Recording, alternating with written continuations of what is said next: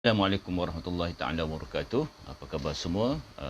Selamat datang ke One Alwi Data Wizard. InsyaAllah hari ini kita akan berbicara tentang burung syurga, yang dikatakan bird of paradise, burung daripada syurga, dan cuba kita kaitkan dengan apa yang ada pada diri kita sebagai manusia telah dijadikan oleh Allah Subhanahu Wa Taala. Okey, kita bersembang tentang burung syurga dan kita buat perkaitan tentang kelebihan-kelebihan yang telah Allah berikan kepada kita sebagai manusia. Yang pertamanya, burung syurga ini ialah dikenali dengan ramai orang sebagai burung cenderawasih. Burung cenderawasih ini dikenali sebagai nama burung syurga, bird of paradise, bukan sahaja di Nusantara tapi juga di negara-negara barat. Burung ini kalau kita tengok kepada dia punya latar belakang burung adalah, yang pertamanya, burung ini adalah banyak dijumpai di Papua New Guinea, sebelah Papua New Guinea itu di Indonesia, Irian Jaya, dan juga di timur Australia. Dan burung ini dan juga di Pulau Maluku yang berkaitan dengan kawasan itulah. Dan burung ini juga ada di Malaysia, pernah dijumpai di Perlis, di Bukit Lagi Perlis. Dikatakan situ ada satu gua yang dipanggilkan Gua Cendrawasih, seperti nama burung cendrawasih. Kalau kita tengok burung ini, dia ada 42 ke 43 spesies, di mana pecahan dia adalah daripada 15 gen. Maknanya dia berdasarkan kepada kelompok kategori bulu, paruh, warna, besar kecil sebagainya lah. Kalau kita melihat pada burung ini, memang Allah dah jadikan burung ini ialah jantannya lebih cantik daripada betina. Dan burung ini antara yang menarik juga bagi orang masyarakat Nusantara, kerana burung ini mengamalkan konsep berpasangan kalau kita berkahwin lah, dalam konsep monogami dan poligami. Maknanya ada pasangan jantan tu yang akan fokus pada pasangan betina satu tu aja. Ada juga ada beberapa pasangan yang lain, poligami dan juga monogami. Burung ini dia bertelur 1 hingga 3 biji, dan dia akan ramkan telurnya 14 hingga 16 hari lah. Dan juga saiz burung ini tak besar mana, dia antara 16 cm ke 44 cm. Ada juga yang jumpa sampai ke 110 cm. Maknanya kalau kita tengok 16 cm pada 110 cm, tidaklah besar mana burungnya. Hanya burung ini dia memang terlalu cantik, dan burung ini bila ditengok makannya adalah makan buah serangga. Dan dia ada tarian-tarian khusus untuk menarik pasangan. Ini kehebatan pada burung cenderawasih yang kita nak berbicarakan pada kali ini kan. Mudah-mudahan dengan apa kita yang bicara ini, kita akan memberikan kekuatan, membuka persepsi minda kita, melihat dunia yang lebih luas, melihat betapa kejayaan Allah ini dapat kita mengambil pengajaran padanya, terutama apabila kita berada dalam situasi pandemik COVID-19 ni yang banyak mengganggu kita dari sudut nak menguruskan diri kan. Kalau bagi orang yang bekerja, ada yang dibuang kerja, ada yang tidak boleh meneruskan kerja, ada yang bekerja dari rumah, ada yang terpaksa menerima gaji separuh sebagainya kan. Bagi orang yang berniaga pun sama, berniaga yang begitu, kadang-kadang keuntungan dah semakin menurun, sale tak berapa masuk, expenses ataupun pembelanjaan dalam perniagaan itu semakin bertambah, kos-kos tertentu semakin bertambah kan. Ada yang menghadapi masalah dengan pekerja kan, ada yang pekerja tiba-tiba berhenti. Ini adalah cabaran-cabaran yang ada dalam situasi COVID-19 ini kan. Dan kita berdoa kepada Allah SWT, kita nampak kes dia semakin turun sekarang ni. Mudahan dia akan turun ke bawah 2,000, turun lagi ke bawah 1,000 kan. Dan akhirnya bermain dengan satu angka. Itu yang kita doa semualah. Mudah-mudahan Allah memberikan kekuatan pada kita kan. Coba apa kita tengok pada burung ni kan. Oleh kerana dia burung yang cantik, berwarna-warni, dan burung ini diberi jolokkan nama sebagai bird of paradise sebab jarang jumpa, dan burung ini burung yang dicari oleh ramai orang, maka lahirlah satu persepsi, mitos, kepercayaan kepada burung ini. Apa yang persepsinya, apa mitosnya, apa kepercayaan masyarakat pada burung yang dikatakan hebat ini? Pertamanya, masyarakat terutama di Nusantara dan juga di dunia barat sendiri pun menganggap burung ini burung daripada kayangan kan, daripada syurga. Yang keduanya kata burung ini dia minum air embun. Hebatnya burung ini dia minum air embun. Sebab apa? Dia lawa. Sebab itulah masyarakat kita untuk lawa ni ada yang mengamalkan minum air embun untuk awet muda kan, ataupun disapukan pada muka kan, mandi dengan air embun lah, begitu. Ada juga yang mana burung ini dikatakan kalau makannya makan di awan, tidak akan turun ke bumi. Kalau dia turun ke bumi, pijak je bumi, maknanya itu tandanya dia akan mati. Dan burung ini dikatakan sebagai penjaga zamrud hijau. Maknanya kan zamrud hijau kan susah nak dapatkan, biasanya ada di pegunungan, di puncak-puncak gunung yang tertentu kan. Dan nak dapatkan memang satu kesusahan, tapi mereka katakan bahawa burung ini penjaganya, dikaitkan dengan zamrud hijau. Dan juga Burung ni dikata bangkainya berbau wangi.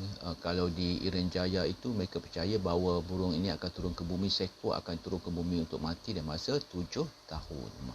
Dan apabila membina kepercayaan ini kan, mereka menganggap burung ini membawa tuah, burung ini siapa yang ada bela burung, apa ada daging burung, ada apa ulu burung, ada apa sahaja sebagai pada burung itu, maka orang yang pemiliknya akan dilindungi pada sihir dan santau. Ini kepercayaan yang mereka bina kan. Dan juga mungkin ada bukti-bukti yang tak pasti macam mana boleh dibuktikan perkara itu. Akhirnya apabila berdasarkan kepercayaan itu, burung ini menjadi nilainya begitu mahal. Kalau di Malaysia pernah dicatatkan bahawa ada minyak burung cendrawasih ini dijual sampai RM5,000. Kalau di Indonesia, jualan-jualan yang berkaitan dengan burung cendrawasih ni ada yang bernilai 3 juta, ada bernilai 5 juta, 10 juta, 15 juta, banyak jutaannya kan. Dan kita tengok kalau burung ini di gambar-gambarnya ini akan berada di bersama dengan maharaja kan, kesan dulu kan maharaja, bulu burung itu dipegang oleh maharaja, jadikan kipas maharaja. Maknanya menunjukkan bahawa gah status yang tinggi yang mampu memiliki burung yang begitu mahal, burung yang sukar untuk dijumpai. Itu maksudnya kan. Dan kalau kita melihat burung ini kan, maknanya apa yang kita boleh belajar sebagai manusia? Burung ini telah pun dibrandingkan sebagai binatang yang sukar untuk dijumpai, terlalu unik, lawa dan boleh memberikan banyak manfaat pada pemiliknya, menyebabkan dia menjadi mahal. Apa kita tengok pada kita sebagai manusia kan? Kita sebagai manusia, kalau kita boleh brandkan diri kita menjadi individu yang nampak mahal pada pandangan masyarakat orang lain. Mahal bukan maknanya sombong. Buat mahal bukan bermakna gah yang kita mesti beli kereta besar, beli rumah besar, ni yang besar kan, pakai baju lawa-lawa yang cantik-cantik kan, makan di restoran, bukan begitu. Itu juga sebagai pada elemen yang digunakan oleh masyarakat, oleh beberapa individu sekarang. Tetapi sebenarnya masyarakat tetap mencari potensi dalam manusia itu. Akhlak kita, kepribadian kita, cara kita bercakap, cara kita buat amalan dengan orang, cara kita berfikir, cara kita menyelesaikan masalah, cara kita mengawal emosi, cara kita memberikan kata-kata yang membantu orang, menaikkan semangat orang lain. Itulah sebenarnya mutiara-mutiara yang dilihat orang, yang boleh kita brandingkan dengan cara mudah lah. Kalau harta ni kena kaya sebagainya kan. Kalau nak gunakan itu, tapi kalau kita tak ada harta nanti, kalau orang branding dengan harta, tak ada harta nanti orang tak pandang. Orang branding dengan kereta mewah, tiba datang pandemik COVID, menyebabkan banyak harta-hartanya bersembunyi tak jalan, dia paksa pakai kereta kecil, dia akan malu. Tetapi kalau orang itu brandkan dirinya dengan kepribadian dia tidak terikat dengan benda-benda begitu, tak terikat dengan harta. Dia hanya terikat dengan dirinya, akhlaknya, adabnya dan moralnya sahaja. Itu beza. Maknanya apa kita membina brand daripada dalaman dan diri kita. Sebab tu kalau dalam Islam, kalau Rasulullah pun kita tengok kan, Rasulullah dia brandkan diri dengan akhlaknya. Kalau tanya Aisyah kan, bagaimana akhlak Rasulullah kan, Aisyah jawab akhlak Rasulullah lah, bagaimana ada dalam Quran lah. Maknanya begitu. Maknanya branding itu yang penting. Dan apabila kita brandkan diri kita, letakkan diri kita supaya nama kita mudah disebut orang, nama kita dalam keadaan yang orang tengok kita, orang ingat apa. Itu konsep brand paling mudah kita nak faham. Orang tengok je kita, orang tahu orang ingat apa. Orang tengok je kita, orang ingat apa. Itu brand kita. Kadang-kadang branding ni kita tak tahu potensi kita sebenarnya. Kita rasa macam payah sangat kan. Cuba tanya kawan-kawan sekeliling kita. Orang tengok kita ni, orang tengok apa? Orang ingat apa? Kawan-kawan yang memberikan pandangan yang ikhlas akan menyatakan kepada kita branding yang macam mana. Orang tengok kita, ada orang kawan melihat dia ni adalah orang yang boleh diluahkan permasalahan. Dia akan dengar, dia akan cool dengar cara ni, dan dia akan bagikan beberapa pandangan-pandangan yang menyelesaikan masalah. Ada orang branding dia ialah senyuman dia, itu branding dia. Apabila orang tu bermasalah, mesti nak jumpa dengan kawan ni. Mesti jumpa. Kenapa jumpa? Aku melihat senyum itu, hilang masalah aku.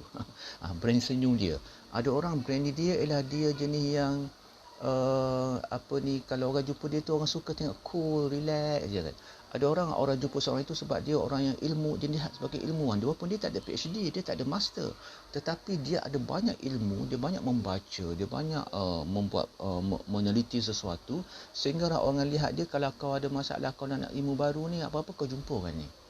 Dia boleh bagikan pandangan-pandangan yang kadang latest punya pandangan kan. Ada orang dia punya pemikirannya begitu bagus kan. Kalau kita jumpa dia, kita seronok. Dia boleh melihat sesuatu masalah itu pada angle yang berbeza, pada persepsi yang berbeza, pada pandangan yang berbeza. Kadang-kadang dia melihat satu cabaran itu dalam sudut yang sangat-sangat berbeza. Kerana Allah memberikan kekuatan pada dia untuk melihat vision dia seorang visionary. Dia seorang dapat melihat sesuatu yang apa yang berlaku di sebalik itu, apa yang tersirat di sesurat. Ada orang begitu kan. Ada orang branding hidupnya adalah dia pandai untuk meredakan situasi yang nampak konflik, tegang, krisis. Dia redakan dengan cara yang kita dapat relax, mudah. Ini adalah branding yang ada pada diri manusia yang kita kena cari kan. Sebab apa? Kita nak tengok, pada kita banyak kelebihan yang Allah bagi pada kita. Pada mata kita ada kelebihan, pada telinga kita ada kelebihan, pada mulut kita ada kelebihan, pada kesihatan kita ada kelebihan, pada teknologi-teknologi yang ada di sekeliling kita ada kelebihan, pada persekitaran kita ada kelebihan, pada konsep pelaburan kewangan pun ada orang ada kelebihan yang kita boleh gunakan. Maknanya kelebihan-kelebihan yang ada pada diri kita ini boleh kita perkasakan. Contohnya emosi kita ada kelebihan. Itulah kelebihan-kelebihan yang Allah letakkan dalam diri kita. Kalau kita lihat mungkin ada 10, mungkin kita jumpa 11, 12 kelebihan. Maka kita gunakanlah kelebihan itu dan kita fokus sikit satu. Dan zaman sekarang ni, zaman di mana orang menggunakan kelebihan dia untuk mendapatkan pendapatan untuk diri dia, untuk teruskan hidup. Sebab tu zaman sekarang, zaman di mana dipanggil siapa ada kelebihan, dia boleh luahkan kelebihan, tonjol kelebihan di YouTube, di Instagram, di Facebook, dan kelebihan yang bagus-bagus ni, di TikTok, kelebihan yang bagus.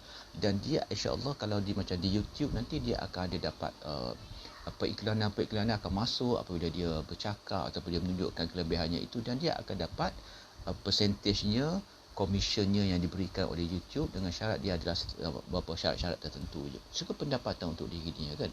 Ada orang dia kelebihan dia pandai berniaga, dia boleh gunakan Shopee, Lazada, apa saja channel-channel marketplace, pemasaran alam maya yang boleh digunakan untuk dapatkan duit untuk dirinya kan. Mana kelebihan ini kita boleh gunakan untuk menjana pendapatan, kita juga boleh gunakan untuk membantu orang lain, dan kita juga boleh gunakan untuk menjadikan satu amal jariah kita di alam akhirat nanti kan. Kita buat amal jariah, kita meninggal, benda itu masih berlaku, dan kita menjadi individu yang sentiasa mendapat kebaikan daripada apa yang kita tinggalkan di dunia ini. Itu antara kelebihan-kelebihan kita kan, yang kita boleh ambil pada burung cendrawasih. Burung cendrawasih ni kelebihan dia cantik, sampai jarang jumpa, dia selalu unik kan.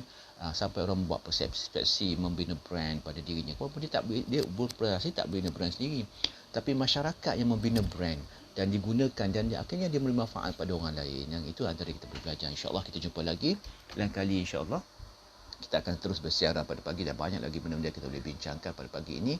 Dan insyaAllah kita jumpa lagi di wall ataupun di page Wan Alwi The Television. Anda sentiasa terbaik, best. Ulang balik, anda sentiasa terbaik, best.